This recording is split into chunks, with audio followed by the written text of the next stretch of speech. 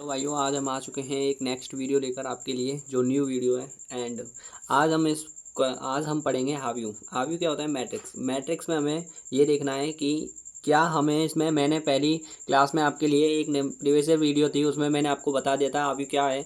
और हाव्यू अब हम आगे क्वेश्चन करेंगे। ए इजिकल टू आपके पास दे रखा है 0 A B minus A 0 C minus B minus C 0। ठीक है, तो इसमें आपको निकालना है 1/2 ए प्लस ए डैश तथा ए 1/2 ए माइनस ए डैश। ये ज्ञात करना है आपको। समझ में आ रहा है? देखिए, तो इसको क्वेश्चन को सॉल्व करेंगे। सबसे पहले हमें ये सम्मित और विषम सम्मित बताना है, इसके बारे में एक्सप्लेन करना है। ठीक है, इनका अर्थ होता है, इसका अर्थ और इसका अर्थ क्या होता है। इसका अर्थ होता है सम्मित सम्मित सम्मित आव्यूह, और इसका अर्थ होता है, ये होता है सम्मित आव्यूह और ये होता है असम्मित आव्यूह। ठीक है, सम्मित और विषम सम्मित या असम्मित बोल दो आप इसे, सम्मित असम्मित कुछ भी बोल सकते हो। ठीक है, सम्मित या असम्मित आव्यूह, या इसे आप बोल सकते हो, दूसरा नाम होता है इसका विषम सम्मित आव्यूह। ठीक है, विषम सम्मित आव्यूह, विषम सम्मित आव्यूह। जिसे मना ना करने की जिसे मना ना कर सकें उसे क्या कहते हैं हम? विषम सम्मित। सॉरी। ठीक है, देखिए अब इसके बाद हमें सबसे पहले एक्सप्लेन करना पड़ेगा। पहले हमारे पास ए तो दे रखा ही है, तो हमें ए डैश निकालना है। ए डैश कैसे निकालते हैं? ए डैश हमारे पास जब आता है तो हम सबसे पहले इन जो रो हैं उन्हें कॉलम में रख देंगे, और कॉलम होगा वो रो में। समझ में आ रहा है? जैसे कि ये रो है, रो कॉलम में आ जाएगी 0 ए बी, और ये हो जाएगा माइनस ए 0 सी, और ये हो जाएगा माइनस बी माइनस सी और 0। टर्म आपके पास ये बन जाएंगे। ठीक है, दिख रहा होगा आपको, नहीं दिख रहा है तो थोड़ा और हैबिचुअली मैं थोड़ा और आगे पुशअप कर दूँगा। ठीक है, देखिए आप। सॉरी। ठीक है, अभी हमारे पास ए डैश इजकल हो जाएगा आपके पास ये। अब इस फंक्शन के अकॉर्डिंग हमारे पास ए और ए डैश दे रखा है। अब हमें इस फॉर्म में लिखना है, मतलब सम्मित आव्यूह में लिखना है। सम्मित आव्यूह आपके पास क्या दे रखा है उसके अकॉर्डिंग लिखेंगे। ठीक है, सम्मित आव्यूह बहुत मोस्ट सवाल है, आप इसको वेरी वेरी मोस्ट कर लीजिए, जो आपके लिए वेरी वेरी हेल्पफुल रहेगा एंड आपके लिए इजी भी सवाल है। सम्मित आव्यूह जो है वो बहुत ही ज़्यादा सरल है, लेकिन आपके लिए फिर भी और मैं थोड़े लिए हेल्पफुल रहा हूँ, जिसके लिए आप इन क्वेश्चनों को कर सकते हैं। ठीक है, 1/2 ए प्लस ए डैश हो जाएगा। अब यहाँ पे हमें एक्सप्लेन करना है, कितना हो जाएगा? 1/2 ए प्लस ए डैश हो जाएगा। इसको ए को रखेंगे हम यहाँ पे, ए पर कितना रखा है? 0 ए बी, और यहाँ पे आ जाएगा माइनस ए 0 सी, यहाँ पे आ जाएगा माइनस बी माइनस सी और 0। और सेकंड टर्म आपके पास क्या दे रखा है उसको लिखेंगे, क्योंकि अब सपोज करो आपके पास ये 1/2 किस में है, यहाँ पे भी एक कर्ली ब्रैकेट ले लेंगे, क्योंकि बड़ा क्वेश्चन में तो आपके पास क्या दिखाता है? आवी को शो करता है। प्लस करेंगे, ए डैश आपके पास क्या दे रखा है उसे लिखेंगे। ए डैश आपके पास 0 A B minus A 0 minus A 0 C, और माइनस बी माइनस सी और 0। ठीक है, इतना समझ में आया? अब देखिए इनको हम क्या करेंगे? जोड़ेंगे। ये कर्ली ब्रैकेट बंद कर दिया। समझ में आ रहा है? अब देखिए आगे, अब हमें इनको काउंट करना है। देखिए 1/2 अलग हो जाएगा, ये तो अलग ही है, स्टेप वाइज है। ठीक है, अब इनको देखिए 0 और 0 जोड़ेंगे तो 0 हो जाएगा। डायरेक्ट मैं जोड़ दे रहा हूँ, आप इतना तो होशियार होंगे। ठीक है, तो ए और ए इनको जोड़ेंगे तो कितना हो जाएगा? 0। बी और बी को जोड़ेंगे 0। ठीक है, माइनस ए को जोड़ेंगे तो कितना आएगा? 0 ही आएगा। जोड़ रहा है, हम इन्हें जोड़ना है। ठीक है, 0 और 0 को जोड़ते हैं तो 0, और सी और सी को जोड़ेंगे 0, ये भी 0 ये भी 0 0। तो इसका जो फंक्शन बन रहा है वो हमारे पास 0 बन रहा है। ठीक है, क्या बन रहा है? 0। अब 1/2 से डिवाइड करोगे तो भाई 0, तो 0 0 0 ही आएगा इसका आंसर। एंड आप लिख सकते हो यहाँ पे 0 0 0 0 0 0 और 0 0 0।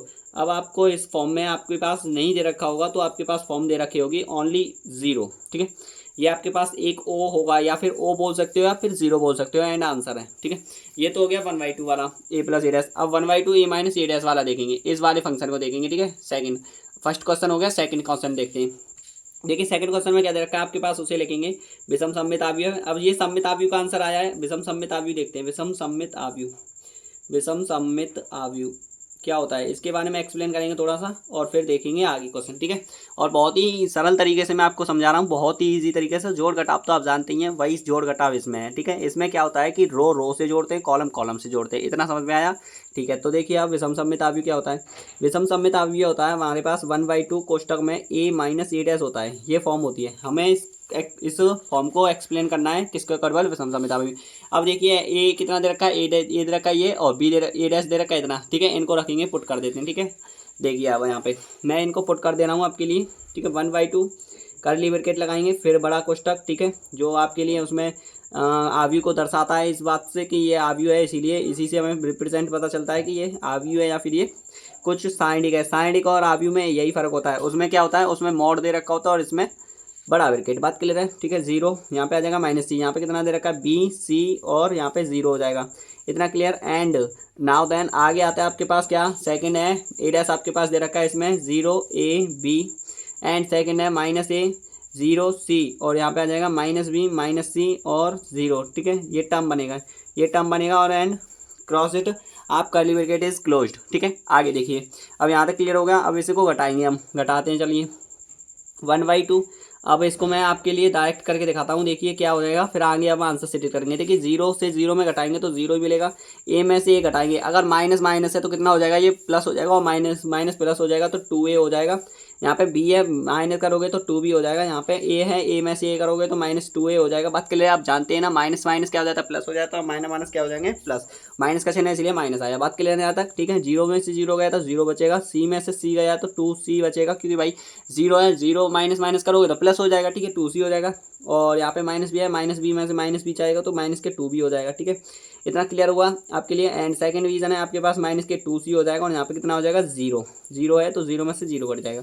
अब आगे देखिए, अब क्या करना है हमें, हम 2 से डिवाइड कर देंगे, किसमें, इस टर्म में, क्योंकि हमारे पास 2 आ रहा है ना, इससे हम इसमें डिवाइड कर देते हैं। डिवाइड करने का तरीका आप जानते हो, लेकिन मैं आंतरिकली आपको बताऊं तो वो तो आप जानती हैं, 2 से डिवाइड करोगे तो क्या हो जाएगा वो तो आप जानते हैं, ठीक है। तो हम डायरेक्ट लिखते हैं इसमें जीरो ए बी, और ऐसे तो आप जानती हैं, ठीक है। माइनस के ए जीरो, यहाँ पे हो जाएगा सी, यहाँ पे कितना हो जाएगा माइनस के बी, यहाँ पे माइनस सी, और यहाँ पे हो जाएगा जीरो, ठीक है। इतना क्लियर हो गया, आगे देखेंगे, क्लियर हुआ। आगे देखिए, आगे क्या होता है हमारे पास, एंड देन ये आपका यहाँ पे हो जाएगा विषम सममित आव्यूह, ठीक है। अब सममित विषम सममित आव्यूह में संबंध पूछ रहा था तो हमने निकाल के दिया, ठीक है। Explain that's it right now.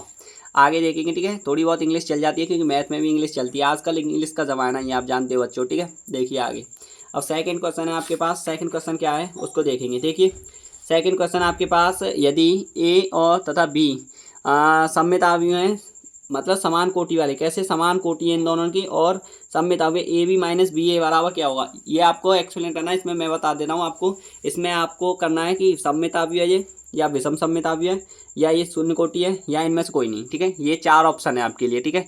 आप खुद ही एक्सप्लेन कर दोगे कि इनमें से क्या होगा, टिकट, ठीक है। देखिए अब हमें निकालना है, शो करना है हमें, ठीक है। इस बारे में मैं आपके लिए एक्सप्लेन करूँ तो देखिए आपके पास क्वेश्चन मैंने ये लिया है, दिखा देता हूँ आपको एक बार। And trying to understanding that, आप समझने की कोशिश करोगे उससे, उस क्वेश्चन को देखकर, ठीक है। देखिए आपके लिए ये क्वेश्चन है आपका, ठीक है। इस क्वेश्चन को हमें सॉल्व करना है। यहाँ पे आपके पास दे रखा है, वही मैंने आपको बोला था, ठीक है। तत्समक है, तत्समक आपके लिए मैं बता दूंगा क्या होता है तत्समक, ठीक है।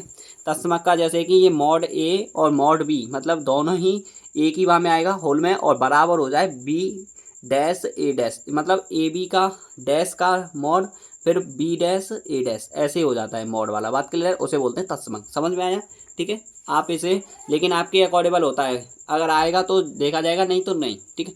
देखिए ए और बी डैश समान कोटि के तत्समक होते हैं। समान कोटि के तत्समक क्या होता है, जैसे कि दिया है, लिखना है आपको, दिया है ए व बी समान कोटि, समान कोटि, समान कोटि के तत्समक हो जाएंगे, ठीक है। यहाँ तक क्लियर हो गया। एंड देन आगे देखिए, अब ए हम मानेंगे, यहाँ पे लिखेंगे लेट, या फिर आप मान लेते हैं ए बराबर होता है ए डैश, क्योंकि समान कोटि है तो ए डैश मानेंगे, ठीक है। बी बराबर हो जाएगा बी डैश, बात क्लियर है। अब हमें बोल रहा है कि A B minus B dash B A का डैश क्या होगा, ठीक है, ये बताना हमें। तो हमें सॉल्व करना है A B minus B A का whole dash, A B minus B A का होल डैश इजकल टू क्या होगा, ये बताना हमें, इसको प्रूफ करना है। ये माइनस में आया तो विषम सममित है, प्लस में आया तो सममित है, और नहीं आया मॉड में आया तो वो आपके लिए क्या हो जाएगा, तत्समक है। और शून्य कोटि अगर जीरो हो गया तो शून्य कोटि हो जाएगी, ठीक है। देखिए बी डैश ए बी का होल डैश, इसका जो सूत्र होता है वो ये होता है, मैं बता दूंगा आपको। देखिए यहाँ पे चूंकि लिख के सूत्र लिखो, चूंकि ए बी का होल डैश इजकल टू होता है, आपके पास खुद बोलोगे आप तुम, B dash minus sorry A B का होल डैश होता है, आगे वाला स्टेप जो होगा वो पीछे जाता है, और पीछे वाला स्टेप होता है वो आगे आ जाता है मल्टीप्लिकेशन में, ठीक है। ये हो जाता है आपके पास, ये आ जाएगा, ठीक है। एंड देन आप सूत्र को ध्यान से रख लेना, ठीक है। इसे मैं आपके लिए ब्रैकेट में बंद कर दे रहा हूँ, ठीक है। इससे आपके लिए फॉर्मेट आपको क्लियर हो जाएगी, ठीक है। देखिए, और इसे मैं बोलता है ए डैश और बी डैश, जो ए डैश बोलते हैं उसे आव्यूह का परिवर्त बोलते हैं, बात क्लियर है। देखिए अब हमारे पास क्या हो जाएगा, ए बी का होल डैश है तो यहाँ पे आ जाएगा आपके पास बी डैश ए डैश, और यहाँ पे आपके पास क्या हो जाएगी, माइनस के ए डैश बी डैश, ठीक है, ये हो जाएगा। अब आप क्या लिखोगे, ए डैश बी डैश को हमने बताया था ए और बी माना था, ए और बी लिखेंगे यहाँ पे, बी ए, और यहाँ पे आप क्या लिखोगे वही, और टर्म आगे पीछे नहीं करना है क्योंकि ये क्या है, आव्यू है। आव्यू में बहुत कुछ दिक्कत हो जाएंगी, ऐसे आगे पीछे मल्टीप्लिकेशन नहीं करेंगे क्योंकि आव्यू का यही तो तरीका है, ये खुद इसके खुद के ही नियम होते हैं। समझ में आ रहा है? ठीक है, देखिए अब यहाँ पे आपके पास क्या दे रखा है, ए डैश हो जाएगा तो उसमें बी ए हो जाएगा और ए बी हो जाएगा यहाँ पे। ठीक है, अब हमें इसको क्या करना है, हमें इस फॉर्म में लिखना है, इस वाली फॉर्म में लिखना है। इस वाली फॉर्म में लिखेंगे तो हम क्या करेंगे, इसमें माइनस से भाग देंगे बाहर से, तो माइनस से भाग देंगे तो ये भी माइनस है इधर, तो इधर क्या हो जाएगा, प्लस का हो जाएगा। और बी ए जो हो जाएगी वो किसकी हो जाएगी, माइनस से भाग दे रहे हैं ना, तो बी ए हो जाएगी, मतलब बी ए हो जाएगी। ठीक है, तो हमारे पास साइन किसका आया है, माइनस का, और टर्म हमारे पास सेम एग्जैक्टली एक जैसा आया है, एग्जैक्टली आया है, तो इसीलिए हम इसे क्या लिख देंगे, यहाँ पे हम लिख देंगे चूंकि ये टर्म एक जैसा आया है तो इसीलिए ये विषम सम्मित आव्यूह हो जाएगा। किसा हो जाएगा, विषम सम्मित आव्यूह, विषम सम्मित आव्यूह हो जाएगा ये। ठीक है, विषम सम्मित आव्यूह। बात क्लियर है? And now then it's right answer. ठीक है, इतना क्लियर है। ठीक है, आगे देखिए सेकंड क्वेश्चन और third question, sorry third question आ गया। थर्ड क्वेश्चन में क्या दे रखा है उसको देखेंगे, एक्सप्लेन नाउ देन। ठीक है, थर्ड क्वेश्चन में देखिए आपके पास थर्ड क्वेश्चन आपको दिख रहा है, पढ़ लीजिए आप इसको। ठीक है, पढ़ लिया होगा एंड देखिए अब इसका आंसर। आव्यूह एक्स ज्ञात करना है। यहाँ पे एक्स आपके पास ये कुछ दे रखा है फंक्शन। ठीक है, बोल के दिखाऊँ तो 1 4 और 2 5 और 3 6, या फिर आप ऐसे भी बोल सकते हो, रो कॉलम में बोल दो या कॉलम रो में बोल दो, कैसे भी बोल दो। ठीक है, इधर ऐसा ही है। देखिए अब इसमें आपको एक्स का मान ज्ञात करना है। एक्स का मान हम लिखते हैं, चूंकि माना एक्स का मान, माना एक्स के जो मान होते हैं वो किसके फॉर्म में लिखते हैं उनको देख लेते हैं। जब हमारे पास रो कॉलम में ज़्यादा मान दे रखे हो तो हम वहाँ पे क्या लिखते हैं, वहाँ पे हम शो ऑफ कर देते हैं, और दो रो हैं। ठीक है, तो ए यहाँ पे हमें लिखना पड़ता है ए बी। ठीक है, और क्या लिखेंगे यहाँ पे हमारे पास ए बी सी और डी, ये हमें लिखना पड़ता है। रो बी हो जाता है ना, तो इसीलिए हमारे पास क्या हो जाएगा, ए बी और सी और डी। और आगे देखेंगे, देखिए आगे अब यहाँ पे आपके पास ए बी सी डी ऐसे आपको मान लेने हैं इसमें, क्योंकि इसी से सॉल्व होगा। ठीक है, मोस्ट इंपॉर्टेंट क्वेश्चन है एंड आपके लिए आने के चांसेस बहुत हैं, क्योंकि ये इजी सा सवाल दिख रहा है लेकिन इसका मोटिवेशन बहुत हाईएस्ट है। ठीक है, इसीलिए ये मोटिवेटेड है खुद के आप में, खुद क्वेश्चन में। ठीक है, तो देखिए इसको आपको क्या करना है, यहाँ पे आपको एक्स के मान आपके ने मान ही लिए, यहाँ पे एक्स के मान आप इसको पुट कर दोगे तो रखेंगे, इसीलिए यहाँ पे आपके पास आ जाएगा ए सी बी डी, और सेकंड टर्म में आपको लिखना है, थोड़ा ध्यान से समझना है। ठीक है, देखिए 1 2 3 4 5 6। ठीक है, और यहाँ पे आपके पास क्या दे रखा है, यहाँ पे आपके पास दे रखा है -7 -7 -8 -9। ठीक है, 2 4 6। बात क्लियर है? अब आगे देखिए, अब वैल्यू तो आप जानते ही हो, गुणा में आपका मल्टीप्लिकेशन मैंने सिखाया था कैसे होता है। सबसे पहले रो का कॉलम से गुणा, रो का कॉलम से गुणा, पहली रो का पहले कॉलम, दूसरी रो का दूसरे कॉलम। ठीक है, तो पहली रो का पहले कॉलम से करेंगे, ए का मल्टीप्लिकेशन ए में करेंगे तो एक में ए हो जाएगा, बी का मल्टीप्लिकेशन फिर जोड़ते चले जाते हैं 4 बी हो जाएगा। ठीक है, पहला मल्टीप्लिकेशन इसमें हो गया, second multiplication 2a plus 5b। ठीक है, सेकंड मल्टीप्लिकेशन हो जाएगा, थर्ड मल्टीप्लिकेशन बता, थर्ड में से कोष्टक में रख देते हैं, इससे आपको याद रह जाएगा कि मतलब कहाँ से टर्म रहते हैं। ठीक है, सी का मल्टीप्लिकेशन होता है 3a हो जाएगा। ठीक है, बी का मल्टीप्लिकेशन कितना हो जाएगा, 6b हो जाएगा। बात क्लियर है यहाँ तक? एंड अब निकालेंगे आप दूसरी रो का दूसरे कॉलम में। ठीक है, तो सी का मल्टीप्लिकेशन सी हो जाएगा यहाँ पे। ठीक है, डी का मल्टीप्लिकेशन कितना हो जाएगा बताओ, 4d हो जाएगा। ठीक है, इसका मल्टीप्लिकेशन इसमें, इसका मल्टीप्लिकेशन इसमें, फिर सेकंड, सॉरी ये डॉट ये कुछ नहीं है, सॉरी ये कुछ नहीं है, आप ये मत समझना, गलत है फहमी है ये थोड़ी सी। ठीक है, सी से इतना हो जाएगा 2c और प्लस 5d। ठीक है, सेकंड है यहाँ पे आ जाएगा आपके पास 3c और यहाँ पे आपके पास कितना हो जाएगा 6d। बात क्लियर है? कैसे मल्टीप्लिकेशन करते हैं मैं बता देता हूँ एक बार और। देखिए ए का मल्टीप्लिकेशन ए में करते हैं, फिर बी का मल्टीप्लिकेशन दूसरे वाले रो में। ठीक है, पहली रो का पहले कॉलम, दूसरी रो का दूसरा कॉलम। बात क्लियर है? ऐसे करते हैं एंड यहाँ पे जो दे रखा है उसको लेके जाएंगे सेम। ठीक है, -7 -8 -7 -8 -9 माइनस, ठीक है ये तो हो गया 2 4 6। बात क्लियर है यहाँ तक? Any doubt? नो डाउट होना चाहिए आपका तो। ठीक है, बहुत ईजी सवाल करा रहा हूँ ना, तो इसीलिए अब आपके पास इसमें इसकी तुलना इससे कर देते हैं। ठीक है, आव्यूहों में जो होता है, जो पहली रो है उसके पहले कॉलम से जो तुलना कर देते हैं। ठीक है, तुलना करने पर लिख लो आप इसमें, तुलना करने पर करेंगे तो आपके पास क्या आ जाएगा, a + 4b = आपके पास -7 हो जाएगा।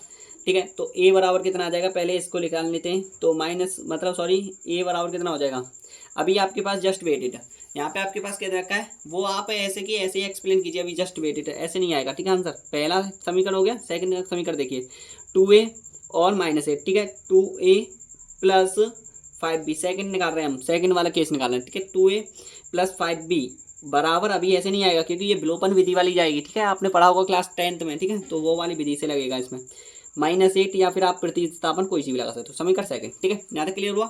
एंड आप अब इसमें कोई सी भी विधि लगा सकते हो, आप इसमें विलोपन लगा दो, प्रतिस्थापन कोई भी लगा दो, ठीक है तो मैं इसमें कोई सा भी लगा देता हूँ, मैं आपके लिए इसमें विलोपन ही लगा देता हूँ, ठीक है कौन सी वाली, विलोपन से।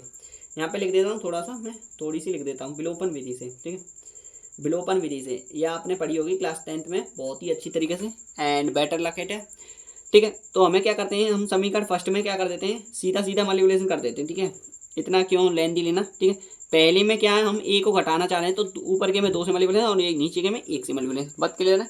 ये तो मल्टीप्लिकेशन हो गया, तो ऊपर के में 2 से मल्टीप्लिकेशन करेंगे तो कितना हो जाएगा यहाँ पे 2a plus 8b, 2a plus 8b minus 40, 2 से मल्टीप्लिकेशन हो गया, ओके।